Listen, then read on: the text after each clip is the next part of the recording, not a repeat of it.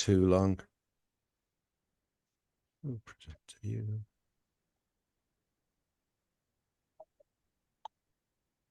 First slide on screen and laser pointer, hopefully.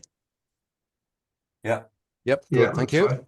Right, okay, we'll kick off with this one.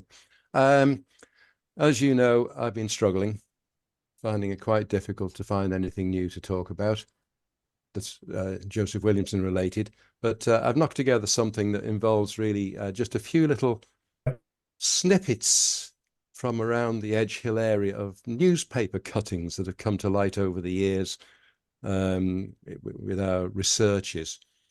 Some of these are from Williamson's time.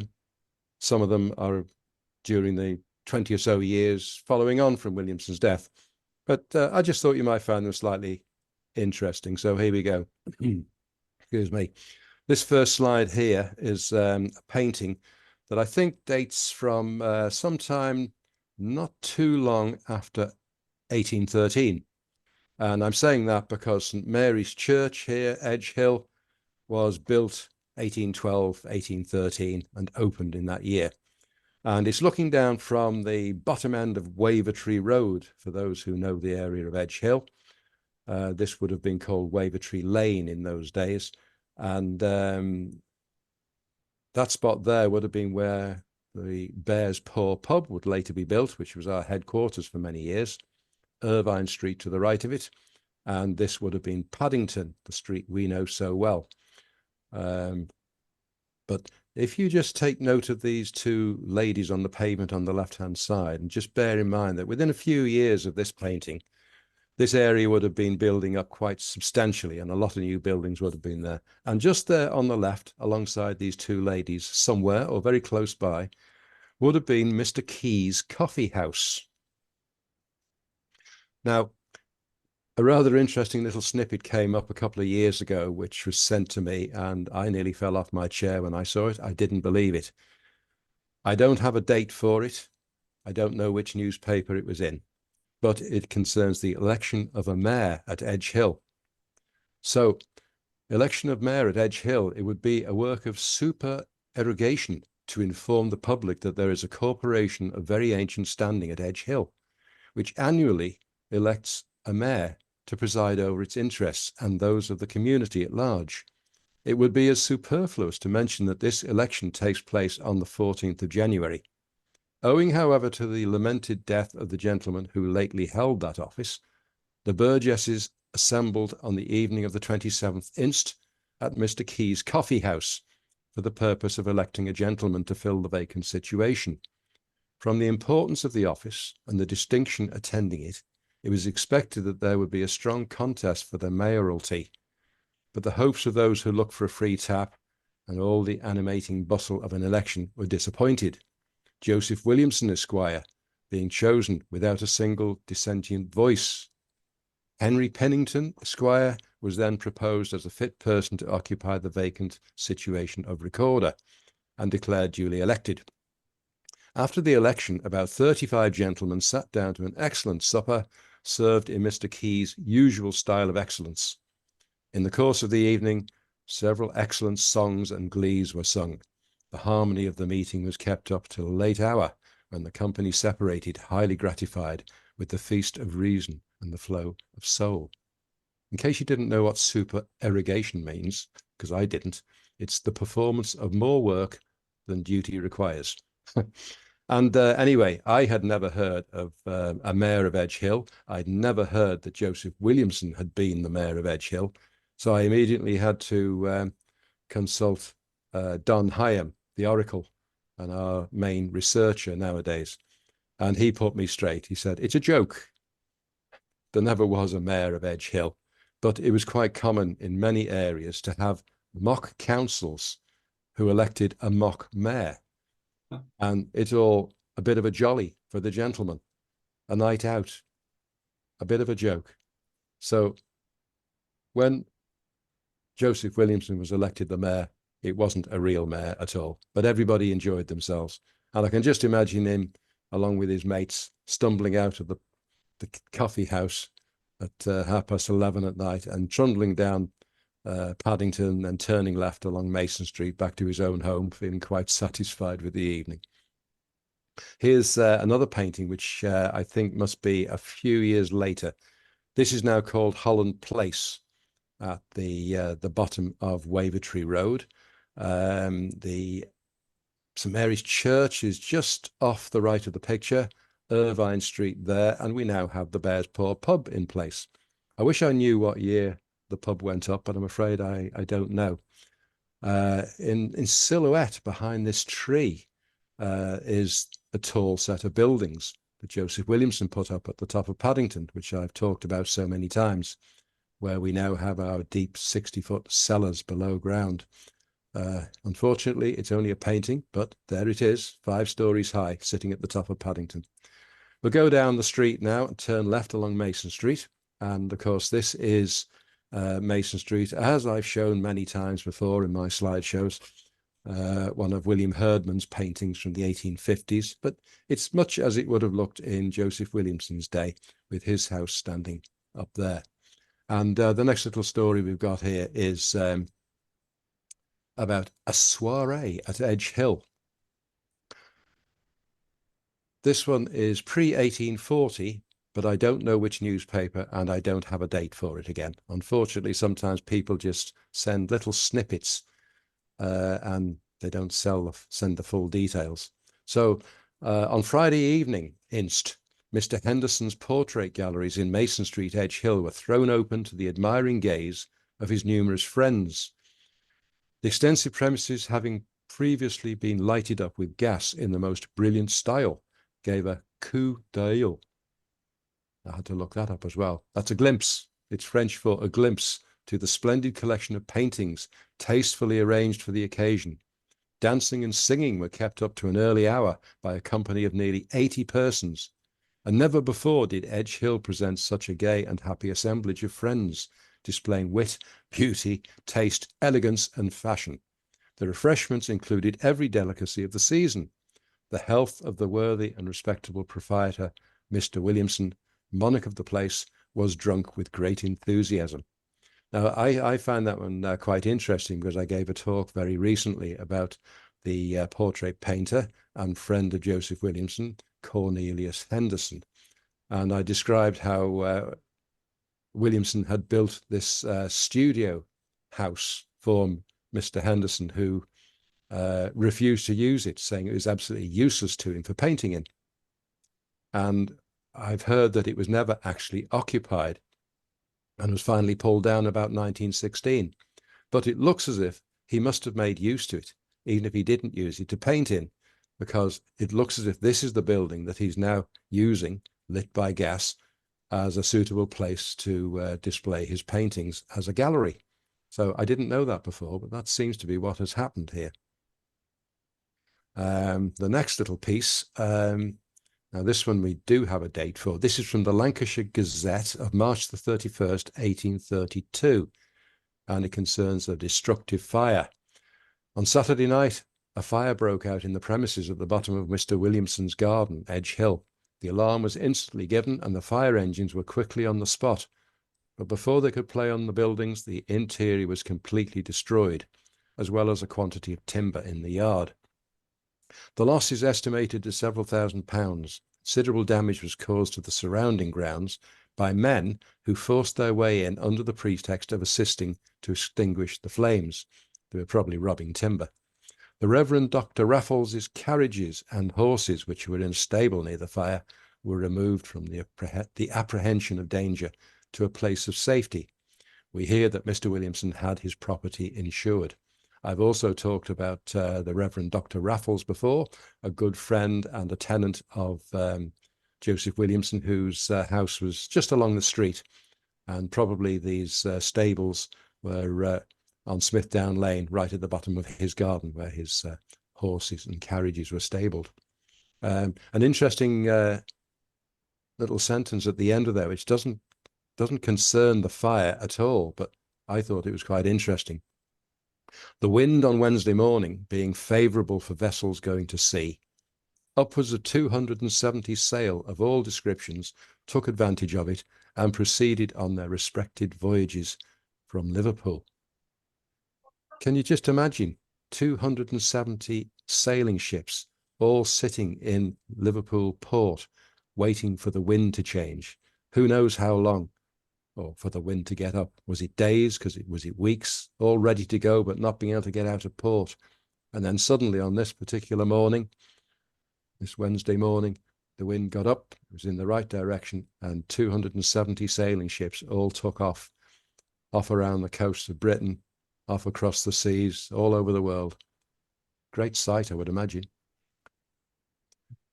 Back again, just because I need to throw a few pictures in. This is another view of Mason Street again in the 1850s, Williamson's time. There's his house there. And I've got this. This one is the death notice for Joseph Williamson, which occurred on the 1st of May, 1840. And I can tell you that it was a Friday. Instead of leaving you looking at that, have a look at the street again. The death of Joseph Williamson, Esquire. This gentleman died on Friday at his residence, Edge Hill, after an illness of only 2 days in the 71st year of his age. The disease which terminated his existence was, we understand, water on the chest. Mr. Williamson was a person of very eccentric habits, as we know, and well known in his own neighborhood by a peculiar and, to all persons but himself, seemingly ridiculous propensity of making expensive excavations under the earth. In the pursuit of this propensity, he has spent large sums of money. He seemed anxious to realize what the late Mr. Cobbett used to quiz the House of Lords for having once recommended, by way of finding employment for the poor, digging holes one day and filling them up the next. It was Lord Castlereagh who made this proposal. Mr. Williamson, in the pursuit of this strange habit, has vaulted and undermined the greatest portion of Mason Street, Edge Hill. In a conversation some time ago with a popular dissenting minister, who I believe was the Reverend Dr. Raffles, Mr. Williamson was regretting that he had not been educated as a minister of the Church of England, for he would, he flattered himself, have attained the dignity of a bishop. The reply of his clerical friend was that he deserved at least to be an archbishop. Mr. Williamson was a man of great wealth and was formerly an extensive merchant in Liverpool. It says there Chronicle. I'm not quite sure whether that means this is written by the Chronicle. Mr. Williamson realized his fortune in the wholesale tobacco trade in partnership with a Mr. J. Lee. Amidst all his eccentricities and mole-like propensities, he had some good points in his character, although there was no reckoning with any certainty upon what he would do under any given circumstances. At a time when Mr. Williamson, as General Gascoigne's enthusiastic supporter, was of course politically opposed to us, I presume that means the newspaper, we have made scores of written applications to him to give work to poor men, and he almost invariably did employ such persons upon his catacombs or subterranean labyrinths. Many whimsical stories are related of him, but we know not on what authority they rest. Aware as we have long been of his extreme eccentricity, we should not have been surprised had he left orders that his body should be buried in one of his catacombs, for which no earthly use has ever yet been assigned. Bit tongue-in-cheek, I think, that as an obituary. But that's it. That was in the Liverpool Mercury of Friday, the 8th of May, 1840. Just a week after Williamson died on May the 1st, 1840, which was a Friday. And I can tell you it was also a leap year.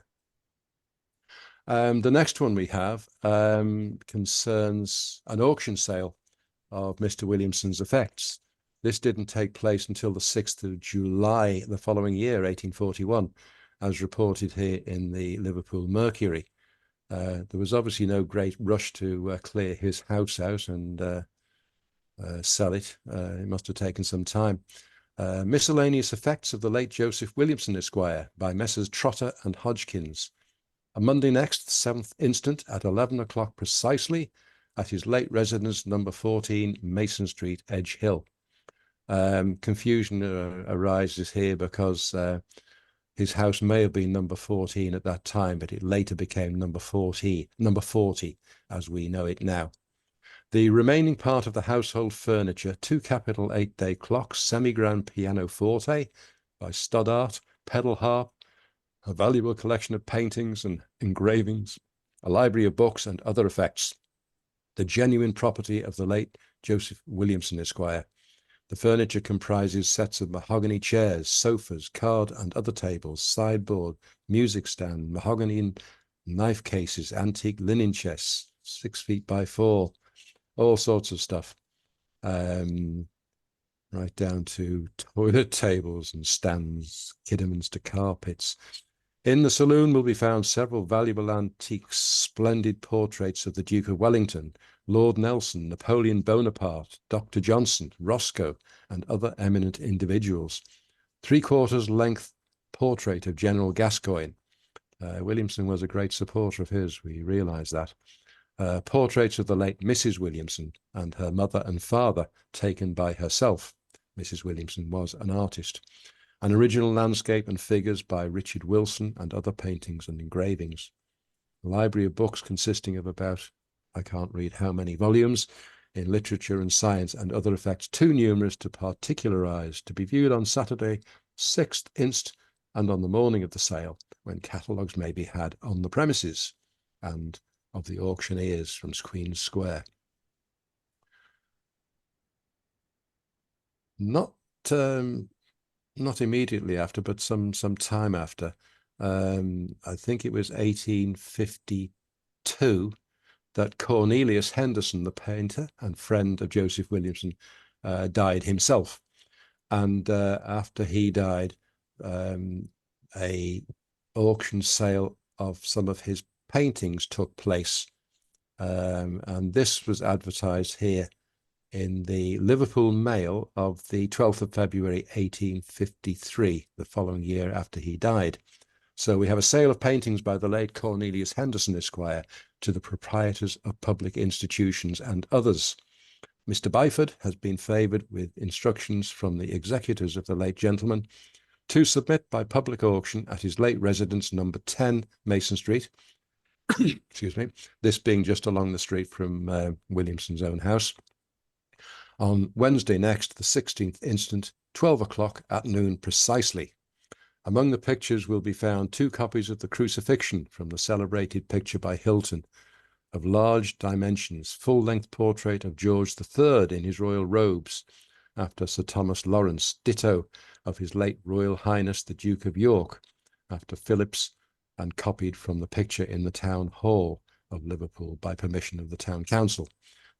2 copies of Christ Restoring the Blind from the noted picture by Hilton in the Church of the Blind in Liverpool, coloured with great power and effect. Christ on the Cross and the Martyrs, and the Marys after Hilton. View near Rome after R. Wilson, a fine specimen, several portraits of the clergy and known gentlemen in the neighbourhood. The whole to be viewed on Monday next, the 14th, and Tuesday the 15th instant, when descriptive catalogues may be had on the premises or from Mr. Byford at his office in Clayton Square. Cornelius Henderson seems to be an artist who was perfectly capable of being a very original portrait painter, as we know, but it seems that he also did a lot of copying of other famous artists, and perhaps in his day this was the only way to produce copies. They couldn't photocopy, they couldn't photograph, so maybe this was the only way it could be done, and he seemed to have made a living by doing that. Moving a long way forward here, just to show you a picture of Mason Street as it became in later years. This is all the way forward to 1916 when this photograph was taken, but I'm going backwards really. This is a row of Williamson's houses as they deteriorated in the years after Williamson died in 1840. They went downhill very quickly. The gentry moved out and they became used for warehouses and factories and storehouses for the territorial army and all that sort of thing. And this one here in the foreground is number 52 Mason Street, just along the street from Williamson's own house at number 40. And this became a home for fallen women. It was sometimes known as the home, sometimes the penitentiary. It was built in 1860. But in 1864, there was a serious fire at the home on Friday, the 9th of September, 1864, as reported here in the Liverpool Mercury of September the 13th. And it says here, on Friday morning at an early hour, the home, 52 Mason Street, Edge Hill, was destroyed by fire. The institution was an asylum for fallen females, was opened in 1860 and has been supported principally by the inmates themselves, who have been employed in washing and sewing, any deficiency in funds being supplied by subscription from the charitable public. The number of inmates at the time of the fire was 50, besides Mrs. Wilde, the matron, and Miss Wallace, the workroom matron. All these persons were in bed at the outbreak of the fire, the dormitories extending over the greater part of the upper stories of the house, and especially over that part of the building used as a laundry. It appears on Friday morning between 4 and 4:30, one of the inmates named Ellen Johnson, whilst in bed in the dormitory, perceived a smell of fire. She became alarmed and got up at once and proceeded to the laundry. She discovered the furniture in that room was in flames. The floor was also on fire. But for the timely discovery, many of the inmates must have suffered very considerably. Probably the lives of many of them would have fallen sacrificed to the fire. Ellen Johnson at once and with prudent alacrity alarmed the inmates and also informed two police constables, 714 and 162, who were in the street. Now, could you imagine if a fire broke out in your home now and you ran out into the street shouting fire? Would you be lucky enough to find two police constables at 4:30 in the morning on patrol in your street? I think you'd not be lucky. These officers assisted in getting the inmates from the building safely. Fortunately, not one person suffered the slightest injury. Their confusion and alarm may easily be imagined. The greater number of them were taken into a yard at the back of the building.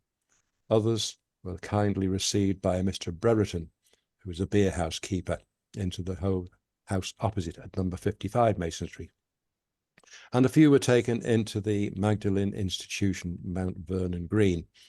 Among those received by Mr. Brereton were Mrs. Wilde and Miss Wallace.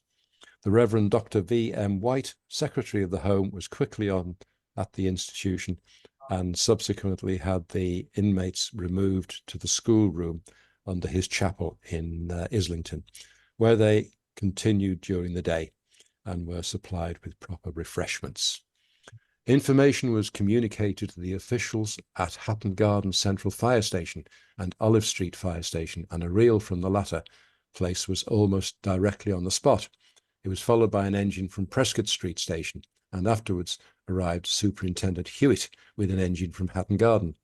Then came the West of England superintended by Mr. Barrett, and another from the fire station at Brownlow Hill. Several hydrants and standpipes were set up, down which supplied water to two engines with water, besides which 5 branches were brought to play upon the fire. Unfortunately, the wind at the time was very high, giving force to the flames which spread with great rapidity. Nearly the whole of the building was gutted, and the walls alone left standing. The fire lasted about 2.5 hours. Its origin is not been determined, but it is supposed to have arisen from overheating of the drying apparatus in the basement story. There's more to this, but I won't read the rest of it. But I do know, I'm pretty certain that the building was not demolished, because photos from later in the 1880s, during the construction of the railway cutting right next to it, show it as still the same building. So they must have rebuilt it from just the bare surrounding walls that remained. Moving on now, here's a slightly different thing. This is a letter written by Dr. William Trench, who was the medical officer of health. And he's written this to a Mr. William Joynson, representative of the West Derby Wastelands Commission in August 1867. Excuse me. I've had this copy of this letter in my possession for several years, but I never had any luck trying to read it. Mute, please. I have now, when I tried again, managed to decipher the letter, and I don't really think that there's anything too bad about the writing. It's just that the pen is atrocious. But anyway, I have managed to decipher it, and the letter from Dr. Trench, Medical Officer of Health from 1867 to 1872, was written on the 23rd of August, 1867 to Mr. William Joynson, representative for the West Derby Wastelands Commission. Sir, I find that the houses in Mason Street belonging to the West Derby Wastelands Commissioners have their privy and water closet drains terminating in the large underground tunnels. In one tunnel alone, the amount of stagnant water at present existing is 15 feet deep, and such stagnant water is from the drainage of houses. This arrangement is not only against sanitary principles and a cause of nuisance and disease, but is also in direct violation of the law.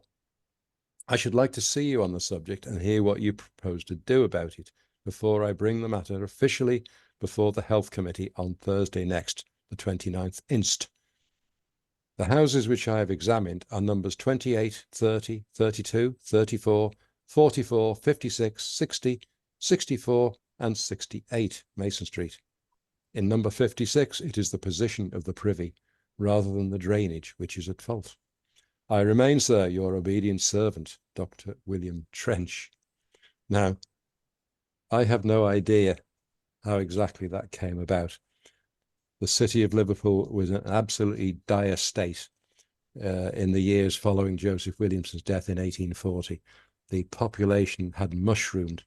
The city was swamped with people coming in from outside, large numbers, of course, from Ireland during the Irish famine.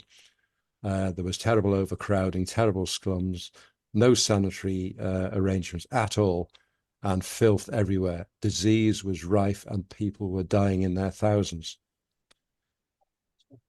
This is number 44 Mason Street. I've shown this before. This is the house right next door to Joseph Williamson's own house, which we can see the side wall there. Now, for some reason, number 44 Mason Street was inspected. Number 40, Williamson's house, wasn't. And I have no idea whether Dr. Trench went along the street knocking on all the doors and got answers from some of them and not from others, or whether he had an idea which of the houses in the street might have already been connected to the main drains and then wanted to inspect the ones that weren't. But obviously there were a lot of houses in the street and all over the area at that time that still were not connected to the main drains. But because they had these convenient tunnels underneath them, thanks to Joseph Williamson, they were quite content maybe to just carry on letting their sewage and wastewater go down there, because anything else would have involved them in expense, I suppose, in having to connect to the main drains. Now, unfortunately, I just haven't been able to find a photograph or a painting of Dr. Trench. I really wanted one. But this gentleman here is Dr. William Duncan, who you may very well have heard of. In 1846, the city of Liverpool passed the first Sanitary Act. I think it was the first one in the country. And it was definitely needed because Liverpool was in such a dire state. The mortality rate was probably higher in the city of Liverpool than anywhere else in the country at that time. And Dr. William Duncan here was appointed the first medical officer of health on the 1st of January, 1847. And he was succeeded 20 years later by Dr. William Trench. But this is the man who started it all off, and he was responsible for changing the fortunes of Liverpool in a big way and reducing the unnecessary deaths due to unsanitary conditions. He worked in conjunction with this gentleman here. This is James Newlands, who was appointed at the same time as Dr. Duncan, and he was appointed as the first borough engineer for Liverpool. And between them, these two men, I believe, worked wonders. There's a real story to be told just about these two men and others in those 20 years or so after Williamson died. And James Newlands was responsible in a short space of time for putting in 80 miles of sewers and 60 miles of drains between 1847 and 1858 in Liverpool. Quite an achievement, I think. And this turned around the fortunes. And then we had running water coming in as well. But having proper sewers and drains instead of cesspits in these overcrowded slums was an enormous improvement. People had been dying from cholera and typhus in their thousands, and things started to change at this point due to these two men and Dr. Trench, who followed on. And the last one I'm going to mention is this gentleman here. He was actually mentioned. I've only brought this in because I knew that we had the talk by Graham Goff about Rivington, and he mentioned this man as well. This man is Thomas Hawksley, a civil engineer, and he was responsible for creating water storage reservoirs all over the country. I believe he was probably about as busy and active as Isambard Kingdom Brunel. I really don't know how he managed to cram so much in his lifetime, but he was responsible for designing and creating the first proper water storage reservoirs to feed big cities. And he did it for Liverpool very early on in his work. And at Rivington, he created a number of reservoirs, and they were designed, this is north of Bolton, remember, they were designed to feed fresh water, fresh, clean water for the very first time to the city of Liverpool, which badly needed it. In 1848, the town only had two main wells, one in Bootle and one in Toxteth. And the town council bought them up, took possession of them. But then they immediately put in plans for the Rivington scheme. And that was started in 1852. And within a few short years of that, we had fresh pipe water coming into Liverpool, which in conjunction with the sewage system and the drains made all the difference in the world. So that's about all I've got to say about that. But I have a feeling that I could quite easily build a quite substantial story about those gentlemen. It isn't directly connected with Joseph Williamson, but I think it's a very interesting subject, so maybe one for the future. But Graham Goff's colleague, friend, who spoke to us earlier, has a colleague who is involved with the Rivington reservoirs, and I'm hoping to book him for a talk about that at some time in the near future, which I hope will be very interesting too. So that's about it. I've done enough talking. Thank you.